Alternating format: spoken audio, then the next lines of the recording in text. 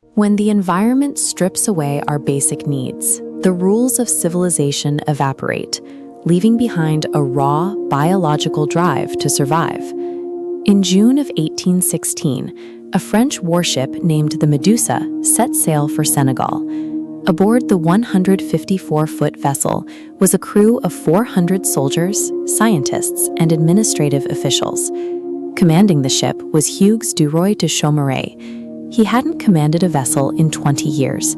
He secured the critical position entirely through his political connections to the French royal family.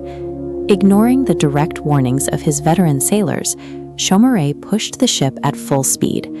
On July 2nd, the Medusa slammed violently into the Bank of Arguin, a notoriously dangerous sandbank off the coast of Mauritania. This crash was an engineered tragedy, the inevitable result of placing an inexperienced royal appointee in control of 400 lives. With the ship stuck fast in the sand and slowly taking on water, a stark mathematical reality set in. There were nowhere near enough lifeboats for all 400 passengers. To compensate, the crew hastily built a wooden raft. This graphic shows the scale of their solution. The raft was roughly 20 meters long and 7 meters wide, yet 147 people were crammed onto it, packed so tightly together they could barely move. The initial plan was relatively straightforward.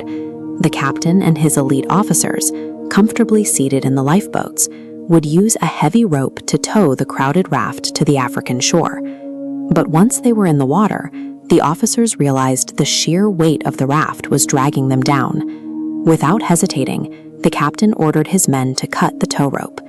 The captain and his officers watched the raft drift away, leaving 147 people isolated in the open ocean, on a platform never designed to sustain them. The very first night plunged the survivors into immediate physical torment. The heavy crowd pushed the raft 3 feet underwater. The freezing Atlantic winds battered them, and in the sheer panic of the darkness, their only supply of food, a single packet of biscuits, was washed away. This diagram shows what happens when desperate humans drink seawater. Salt water enters the system, aggressively pulling clean water out of cells. This causes rapid dehydration and kidney failure. The chemical imbalance quickly reaches the nervous system, where the brain misfires, triggering severe hallucinations. By the 3rd day, a condition known as sea madness took over. Delusional men threw themselves into the freezing waves. On the 4th night, a group of soldiers attempted to destroy the raft entirely, sparking a violent mutiny that left 60 people dead by dawn. Take away a human's basic physiological needs, and logic disappears. In a matter of days, the passengers operated solely on violent, animalistic panic. By day 10, the hunger was described as a sensation like a knife twisting in their stomachs. That's when surgeon Henri Savigny proposed a solution that shattered the ultimate human taboo. They would have to eat their dead. Even in their desperation, they had to be pragmatic. Raw flesh is loaded with deadly bacteria. To survive the meal, the survivors sliced the bodies of their former crewmates and hung the meat over the ship's broken mast to dry in the blistering sun. Those who managed to retain some presence of mind developed other extreme survival tactics. They caught exhausted seabirds to drink their raw blood, and they ground down human bones to craft crude fishing hooks. On the 15th day, the strongest individuals made a chilling calculation. Concluding that the sick and injured were consuming resources without contributing, they gathered 15 of their weakest companions and threw them into the ocean, alive. Their concept of survival had completely inverted. They were no longer fighting a collective battle against the ocean. The raft had become an enclosed ecosystem of predators and prey. The physical toll of continuous exposure to saltwater and human filth was absolute. Wounds refused to heal. Gums bled out from scurvy, and dysentery ravaged the raft, draining the survivors of whatever fluids they had left. Eventually, they reached a state of total emotional numbness. When a passenger died, there were no tears and no mourning. The remaining survivors merely looked at the corpse as their next calorie source. Their depravity soon evolved into an organized system of sacrifice. They established a death lottery. If your name was drawn, you were required to forfeit your life so the others could eat.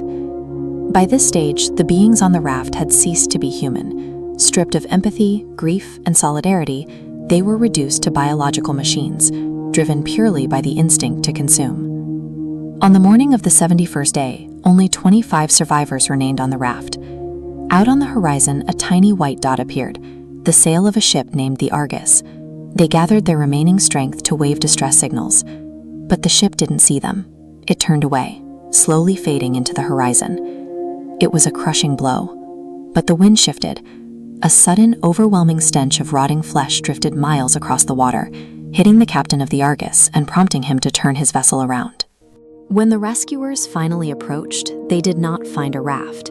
They found a floating graveyard of human bones, occupied by 15 traumatized living skeletons who were so broken they viewed their saviors as threats. The sheer duration of their suffering had fractured their reality. They were completely disconnected from the concept of salvation, their minds permanently locked in a state of violent defense. Even rescue did not guarantee safety. Feeding a starved body too quickly triggers a fatal metabolic reaction known as refeeding syndrome. Despite medical care, 5 more died shortly after reaching land, leaving just 10 ultimate survivors. The French government tried to suppress the incident, but Surgeon Savigny leaked the horrifying details to the European press. Despite the massive loss of life, the incompetent captain responsible for the disaster received a sentence of just 3 years. The betrayal and the brutal limits of human endurance were forever immortalized by the painter Theodore Géricault. Looking at the agonizing tangle of reaching limbs and lifeless bodies, you can see where hope collides with utter moral destruction. While we can endure the worst conditions imaginable, the Medusa's legacy forces us to ask, considering the moral cost, is staying alive always a victory?